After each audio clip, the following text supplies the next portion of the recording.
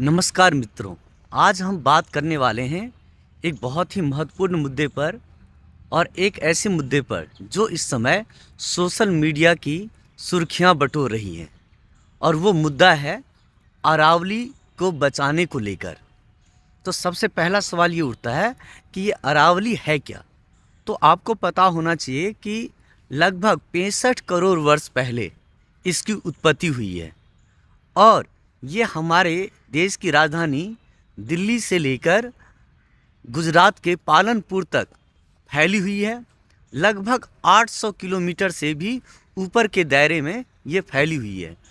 और यह पर्वत श्रृंखला हम सब के लिए बहुत ही महत्वपूर्ण है। आपको एक बात और पता होना चाहिए कि जो हमारे दिल्ली में जो राष्ट्रपति भवन है, जो रायसीना हिल्स पर बनी हुई है, वह भी अरावली पर्वत श्रृंखला का ही एक भाग है।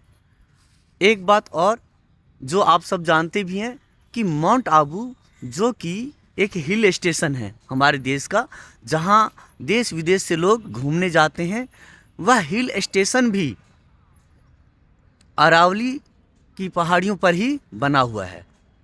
एक बात और, जो सबसे ऊंची शिखर है अरावली की, जिसको गुरु शिखर कहा जाता है, वो लगभग 1722 से लेकर 1727 मीटर की ऊंचाई पर स्थित है, जो कि राजस्थान के सिरोही जिले में स्थित है। अब सवाल ये है कि अरावली को बचाने को लेकर मुद्दा क्यों उठा है। दरअसल कुछ समय पहले सुप्रीम कोर्ट ने कहा था कि आप अरावली को डिफाइन कीजिए। तो इसको लेकर केंद्र सरकार की एक समिति का गठन हुआ और उस समिति ने जो अपनी रिकमेंडेशन दी, उसमें उन्होंने बताया कि 100 मीटर से नीचे की पहाड़ी को पर्वत नहीं माना जाए, यानी कि अरावली का हिस्सा नहीं माना जाए। कहने का मतलब ये कि अगर 100 मीटर से नीचे की पहाड़ी को अगर हम उसकी श्रृंखला का हिस्सा नहीं मानेंगे तो क्या हो सकता है कि उसमें हम कई तरह की एक्टिविटीज़ कर सकते हैं। कई तरह की कंपनी फैक्ट्री को उसका ठेका दिया जा सकता है, जो कि वहाँ पर खनन जैसे काम कर सकती है। अब आप सोचिए कि अगर 100 मीटर से नीचे की अगर हम पहाड़ियों के लिए ऐसा कानून बना देते हैं तो क्या होगा कि लगभग जो अरावली है वो ख़त्म हो जाएगी, उसमें बचेगा ही नहीं कुछ।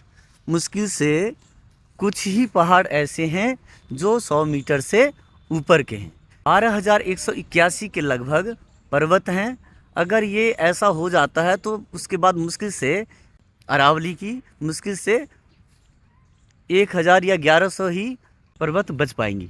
तो ऐसे में अगर हम चाहते हैं कि जल, जंगल, ज़मीन और जानवर, इन चारों को संरक्षित करना है, तो आज हम सबको इस कानून को लेकर विरोध करना पड़ेगा, ताकि हमारी आने वाली पीढ़ी इन समस्याओं से ना गुजरे। आज दिल्ली एक गैस चैम्बर बना हुआ है।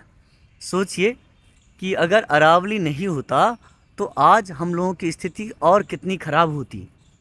ये तो अरावली है जिसके कारण हमारा दिल्ली मरुस्थल नहीं बना, नहीं तो अरावली के ख़त्म होने के बाद दिल्ली को भी मरुस्थल बनने में समय नहीं लगेगा।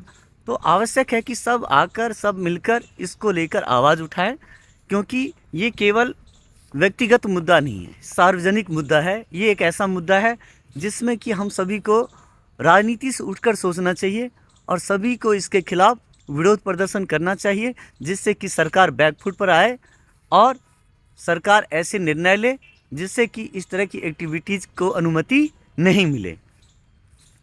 दूसरी सबसे इम्पोर्टेंट बात मैं अपने देश के प्रधानमंत्री मोदी जी से कहना चाहता हूं कि आपने बहुत सारे अच्छे काम किए हैं, लेकिन जब आप कहते हैं कि आपके लिए नेशन फर्स्ट है, तो मैं पूछना चाहता हूं आपके लिए अरावली लास्ट क्यों है। अगर हम सब इस भारत देश में रहना चाहते हैं, हमारी आने वाली जनरेशन को सुरक्षित देखना चाहते हैं, तो हम सबको सबसे पहले इस देश की प्राकृतिक संपदा को बचाना होगा और ऐसी पर्वत श्रृंखलाएं जो कि सबसे प्राचीनतम श्रृंखलाएं हैं, उनको हमें बचाना होगा।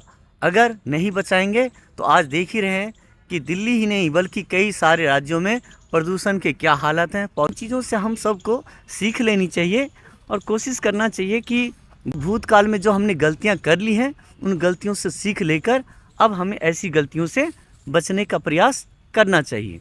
सरकार से विनम्र अनुरोध करें, क्योंकि एक लोकतंत्र में, एक स्वस्थ लोकतंत्र में जनता ही जनार्दन है और सरकार किसी की भी हो, जनता की बात अवश्य सुननी चाहिए। आज अगर इतने सारे लोग अरावली को लेकर, अरावली को बचाने को लेकर सड़क पर आ रहे हैं, सोशल मीडिया पर आ रहे हैं, विरोध प्रदर्शन कर रहे हैं, तो सरकार को भी जवाब देना चाहिए और इसमें इतना समय नहीं लगना चाहिए। क्या कारण है कि जो हमारे देश के प्रधानमंत्री से लेकर, गृह मंत्री से लेकर बड़े से बड़े मंत्री के पास में सभी मुद्दों पर बात करने के लिए समय होता है, लेकिन एक इम्पोर्टेंट मुद्दा पॉल्यूशन, अरावली, इनको लेकर नहीं बात करते हैं। क्या इनको लेकर बात नहीं करनी चाहिए? आप सब क्या सोचते हैं मेरे इस विचार के बारे में? आप लोग राय अवश्य दें। आप सभी का हृदय से आभार, धन्यवाद।